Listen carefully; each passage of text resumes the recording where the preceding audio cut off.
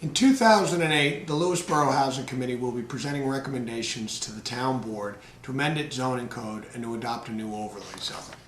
This new zone is designed to increase the availability of much-needed moderate-income housing. As a community, we need to look for ways to house the people who are already living or working here.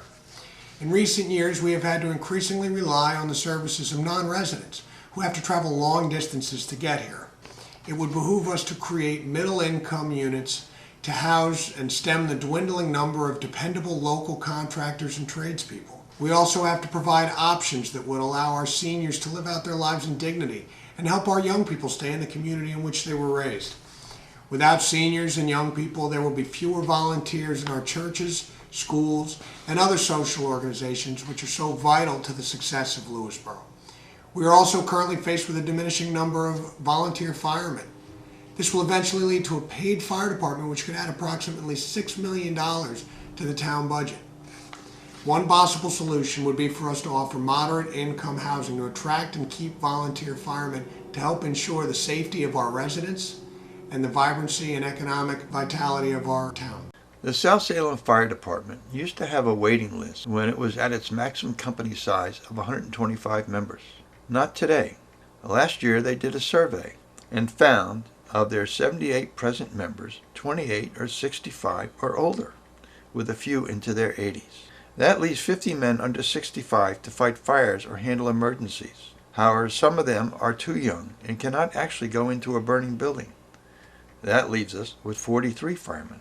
Of course, the problem is that most of these people are not in town during the day. They work someplace other than in the area. So in fact, at the end of last year, South Salem Fire Department had only 14 volunteers who were around to fight fires or assist at an accident scene during a working day. And when you look at the demographics, the bulk of these 14 men are older men.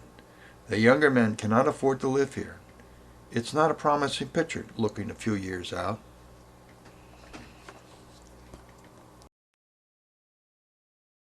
Is there a need for moderate income housing? We posed the question to a number of Lewisboro residents. I'm staying here as long as I can afford it. I love this community. I'm involved in the seniors. I'm involved in the church. I'm involved with my friends. And I really hate to leave, even though, I could use a little support or less expense. I look at myself when I go to retirement. I spent my lifetime in this town, from 24 years on the police force to where I am now, so I would like to stay, but we'll have to see how that comes down. I grew up here in South Salem, so I feel very fortunate that we are still here. We live in a very old, small home, raised 3 children there. One still lives in town, but he's single. My son, who works on the highway department, lives in Richfield because that's what he could afford. They tried to find a house here, but nothing they could afford.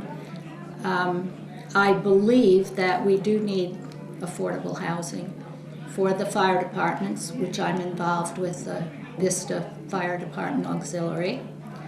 And I know that the young men that are involved there certainly could use an affordable place. And certainly the ambulance people and seniors that I have had many friends that have had to move out of town just because they couldn't afford to stay in their little homes even. I grew up here in South Salem. It was a great place to spend my childhood, and when I graduated college, I came back to the area to look for a job and decided that, I didn't want to move back in with my parents, so I looked around for an apartment to rent. Unfortunately, there was nothing that I could afford on my starting salary, and I ended up moving to Georgetown, Connecticut, which had many more options, as well as just being a lower price bracket. I'd like to still stay in the area. My whole family's still here. But I think it would be really great if something could be developed or more rental units could become available so more people, younger people who can help out in the community, can stay here. I came back and found a job with a decent starting salary and can't find a house to live in or an apartment to live in, and have actually started looking in Georgetown and in Reading and just over the border in Connecticut. Bridgeport is what's affordable. Bridgeport is not where I want to live. And for what they're charging around here for studio apartments or whatnot is comparable to New York City, which I think is a huge discrepancy. And I would like to see more, I guess, detached apartments, because a lot of it is a room. I know people who live in rooms rent rooms, and that's not what I'm looking for. I'm looking for full detached apartments, I guess. Separate entrance. And Exactly. kitchen. Yeah. And I only know of two in town that are both rented. I think one of the reasons a school district would like to have teachers, support staff, and administrators living closer to school is that a student's day doesn't necessarily end at 2:30 or 3 o'clock. We have a whole second life in schools, our extracurricular activities, our sports, clubs, community service, extra help. And if teachers are able to accommodate their own lives and be back to school at some point in the late afternoon or evening, it enhances the whole school community. It enhances the experience for students.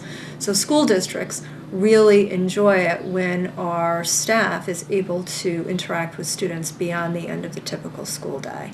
If people have long commutes and they need to go home, chances are they won't be making that long commute back in the same day to attend an event or to coach or to be involved in some other manner.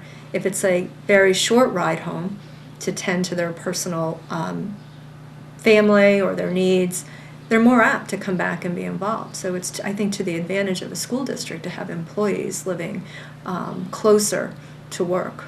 And how many teachers live out of district? 82% of our teachers live outside of our district. So that just only allows 18% of your teachers to They're actually close by. come back conveniently. So out of the 82%, I wouldn't want you to think that none of them are involved. No. But they would probably not be leaving school. They would stay. Their day is longer. So they're the teachers who are able to make other arrangements for their children, for spouses, for other personal commitments that they have, and they get home later in the evening. My name is Peter Ripperger. I've spent over my whole life in the town of Lewisboro, and one of the things facing us, and especially the highway department in the 21st century, is the lack of having housing for some of our members and a lot of the people that work in this town. It'll take over an hour or so for them to get here during a snow occurrence. So we have to look, and we certainly hope down the road of housing. The town is good. The town tries to put them up because by state law, if they plow over 12 hours, they have to have a rest period. And our thing is, if our individuals go home, they may not be able to get back, never mind wanting to come back after putting that time. So my fear is, as time goes on, and if this keeps getting worse as it is now, more and more people are going to live outside here. And that only hurts us because we can't get the response. The state, and I would guess that across the country there are certain positions that are very hard to fill.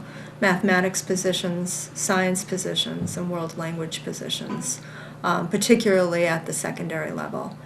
So as we look at where do we recruit teachers from, if we think beyond our own county, beyond New York State, even beyond the country, if we're thinking about hiring world language teachers, one of the items that we need to think about is housing. So when people come here and they see our district, it's beautiful.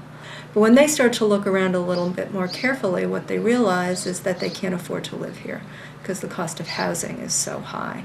So then they begin to ask questions about where people live if they work here and where are more affordable options for them. And they tend to move further and further away.